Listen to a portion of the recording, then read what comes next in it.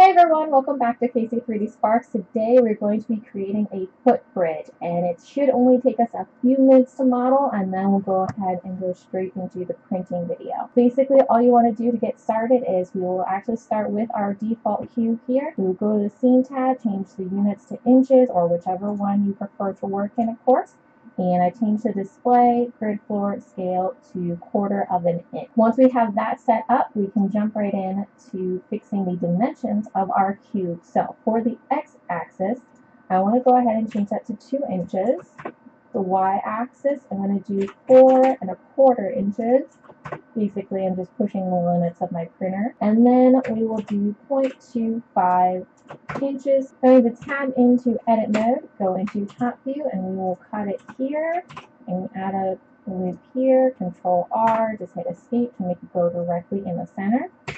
Z for wireframe view, A to deselect everything, B border select these edges, X delete those vertices, go into the modifiers tab, near modifier, we're going to do the x-axis, y-axis, and apply clipping as well. So then all we need to do is we can make sure that it is actually clipped properly. Perfect, I like to check that out. And then what we will do, deselect everything, I'm going to grab this edge and E to extrude. So this is where my actual railing will be. I'm going to hit Control so it snaps perfectly to this grid line. And then we're going to do another loop, Control R. And I want to make this look as square as possible, so that's good enough. I'm going to get out of wireframe view. And then what we'll do is start setting up the rest of our railing. So this will be like the bigger, like cornerstone type pillar. And then we'll go ahead and add the rest of the loops so that way we can have our other railing pieces. I like that big. And then we'll add 2 here, SX to size there, make it a little bit more square, looks good. So grab these faces, we're going to hit E to extrude, go to the side view, pull that up to, I want to do an inch-ish. That's probably good. We could do a little higher if we wanted, but I think I want to leave it about there. And then we're going to grab every other one of these.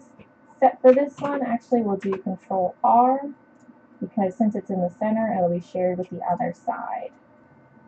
Oh, because I just grabbed it wrong.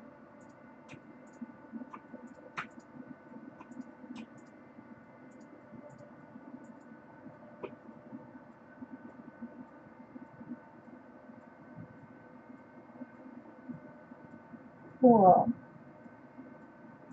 Alright, so once we grab those, E to extrude again, and I want it a little bit shorter. Perfect. And then Control R, Control R, and I'm holding Control as I move it up so they snap to the same points.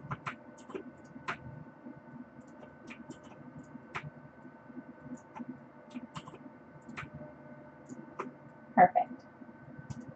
I'm going to go to face select, grab these faces. We're going to do bridge edge loops. So all you have to do is hit spacebar, type in bridge edge loops, or just start typing it and it will pop up for you. And then once you have it in that first time, it will automatically add it, or already have it up there for you. Oops, I forgot one.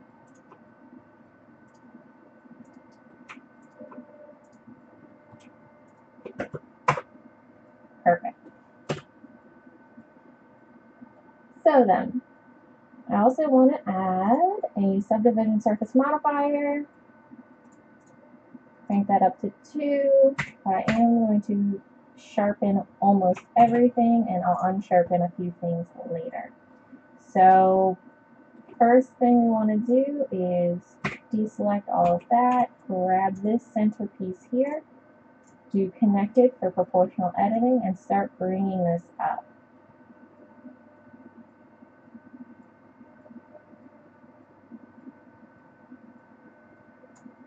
I think about there looks good, kind of dramatic, just an easy little footpath bridge for like a creek or something to be going under would be nice. And now I want to add a little bit of detail to our cornerstone.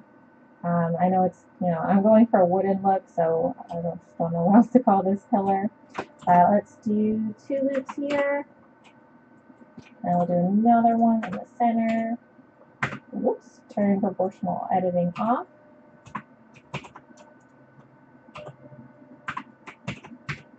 And size that out. Just to give it a little bit definition. Sharpen those though. And I want to unsharpen this slightly. Give it a little bit of a bevel. Perfect. And you want to make sure when you are bringing this up that this stays flat, which mine did not. So I want to go ahead and fix that.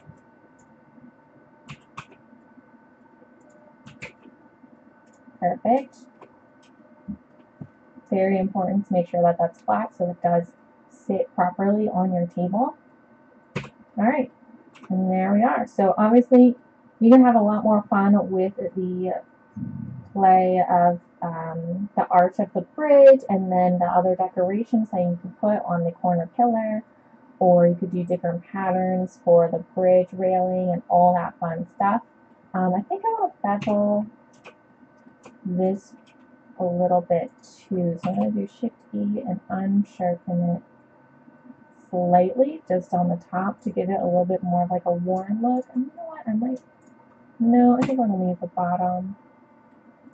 But I kind of like the look of that a little bit better. I don't know if it'll even really matter once it gets printed out since my printers are not too detailed, but it could look nicer. So again, like I said, this modeling video is going to be super quick and simple. Just make sure that if you want to ever go back, I usually like to duplicate my models and then apply everything and then print it, so that way I always have a backup with the modifiers still on, so it's a lot easier to just go ahead and add in more detail if I wanted to. So I'll put up my printout videos soon after this one, but I hope you guys like this really easy, quick, and simple footbridge tutorial. Let me know if you have any questions or requests or anything down below, and just give me a thumbs up and a subscribe. I really appreciate it, and I'll see you guys next week.